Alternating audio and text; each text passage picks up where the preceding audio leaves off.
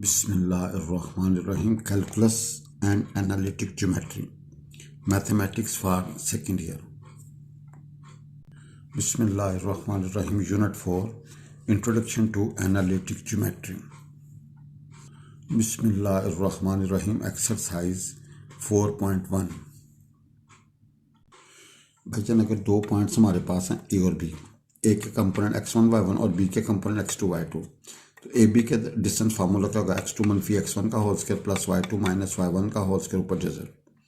भाई A B distance क्या होगा? जजर के अंदर x2 मनफी x1 का होल स्क्वायर प्लस y2 मनफी y1 का होल स्क्वायर ऊपर जजर। एक पॉइंट पी ए और बी को डिवाइड करता रेशियो m1 m2 पे, तो पी के जो कंपोनेंट्स हो गए वो हो गया m2 x1 plus m1 x2 over m1 plus m2। इस तरह m2 y1 plus m1 y2 over m1 plus m2 जी। और अगर a और b का मिड m है तो भाई मिड के कंपोनेंट्स किस तरह होंगे? फर्स्ट जमा first divide by two, x1 plus x2 divide by two, second plus second divide by two, y1 plus y2 divide by two जी। The points A, B and C are the vertices of triangle. Find the inner center of the triangle. Also find the inner center of the triangle. Find the in center of the triangle. Also find in center of the triangle. Also find the centroid of the triangle. एक आपने centroid भी निकालना है। We find the in center of the triangle and also find the centroid of the triangle. We have A and B and C. We have A, B and C. A के सामने क्या होगा? Small है, B के सामने क्या होगा? Small B और C के सामने स्मॉल सी। भाई A के सामने स्मॉल है, B के सामने स्मॉल बी और C के सामने स्मॉल सी जी। Suppose A, B, C be the length of the sides opposite to vertices A, B and C respectively. भाई A के सामने क्या होगा? स्मॉल है, B के सामने जो लेंथ होगी स्मॉल बी होगी, C के सामने जो लेंथ होगी स्मॉल सी जी।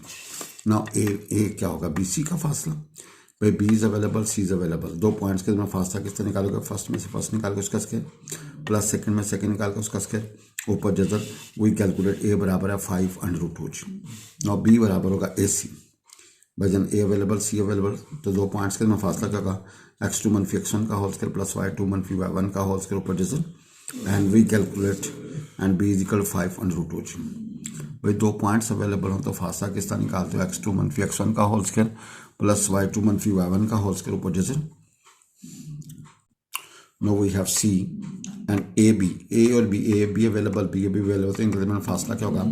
x2 मनफी x1 का होल स्क्वायर प्लस y2 मनफी y1 का होल स्क्वायर ऊपर जैसे, and we simplify, we get 6√2। If x, y be the in center of the triangle, if I, x, y be the in center of the triangle, तो I का formula क्या होगा भाई?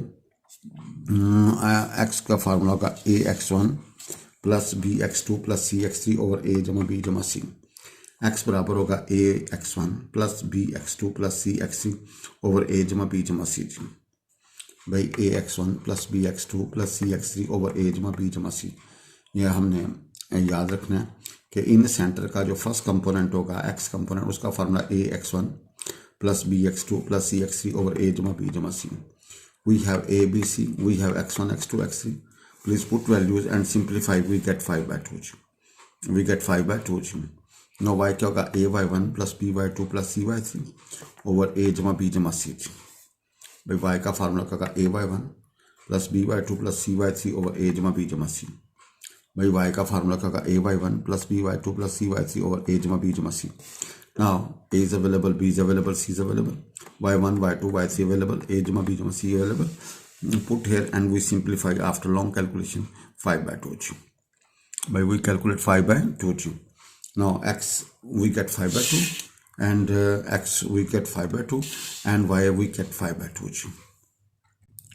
So the required in center I, x, y is I 5/2 and 5/2। in center क्या होगा? I, x, y, I और 5/2 and 5/2।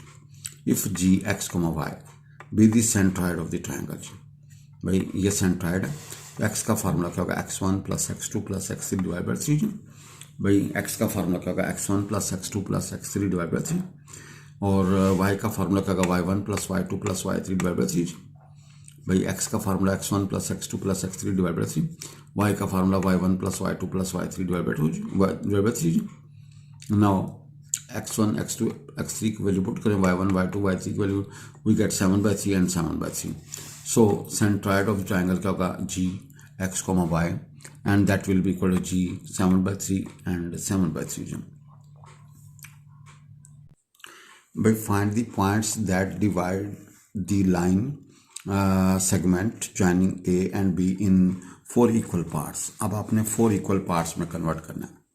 By find the points that divides the line segment joining A and B into 4 equal parts. Now we have A हमारे पास है x1 y1, B हमारे पास x2 y2, and we want to calculate. We divide it by C, D and E. We divide it C, D and E. ठीक है जी.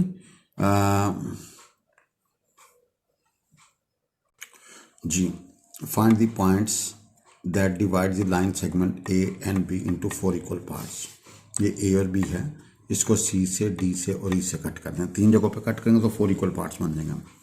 Let's see x1 dash y1 dash and D x2 dash y2 dash and E x3 y3 be the points that divide the line segment A x1 y1 and B x2 y2 into 4 equal parts.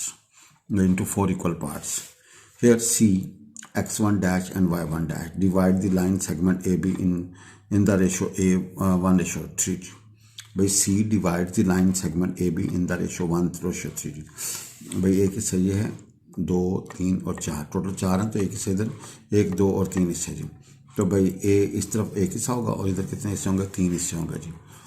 तो ratio हमारे पास क्या बनेगी, 1:3 जी. भाईजान 1:3 जी. Internally the coordinates of सी हमारे पास है x1 dash y1 dash, तो ए हमारे पास है x1 y1, बी हमारे पास x2 y2, सी हमारे पास x1 dash y1 dash, ratio 1:3 जी. नाउ x1 डैश क्या होगा, 3 को x1 के साथ और 1 को x2 के साथ over 1+3, we get 3x1 plus x2 divide by 4 ji.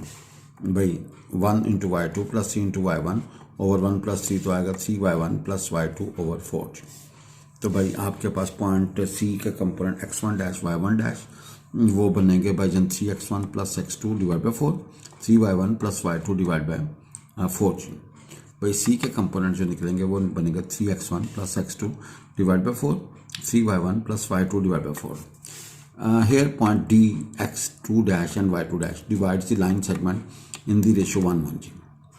Internally coordinate of D क्या होगा, 1 को x2 के साथ प्लस 1 को x1 के साथ over 1+1, we get x1 plus x2 divide by 2, ये x2 डैश होगा. y2 डैश क्या होगा, 1 into y2 plus 1 into y1 over 1+1, तो we get y1 plus y2 divide by 2. लिहाजा D के जो कंपोनेंट्स होंगे वो होंगे x1 plus x2 divide by 2, y1 plus y2 divide by 2 जी. बट डी के जो कंपोनेंट्स होंगे वो क्या होंगे, x1 plus x2 divide by 2, y1 plus y2 divide by 2. But D के जो कंपोनेंट्स होंगे वो x1 plus x2 divide by 2, y1 plus y2 divide by 2 जी. भैया डी के ये कंपोनेंट्स हैं जी.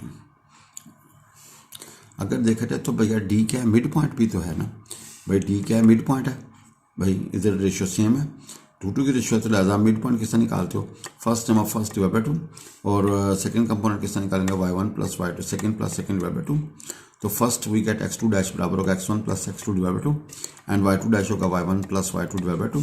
देयरफॉर डी क्या बनेगा, x1 plus x2 divide by 2 और y1 plus y2 divide by 2. भाईजान डी के जो कंपोनेंट्स बनेंगे वो ये बनेगा जी.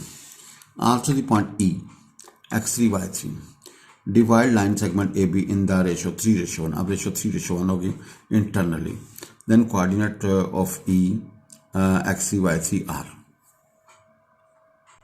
भाईजान x3 होगा 3x2 plus 1x3 1 over 3+1. We get x1 plus 3x2 over 4. y3 का होगा 3y2 plus 1 into y1 over 3+1, तो we get y1 plus 3y2 over 4.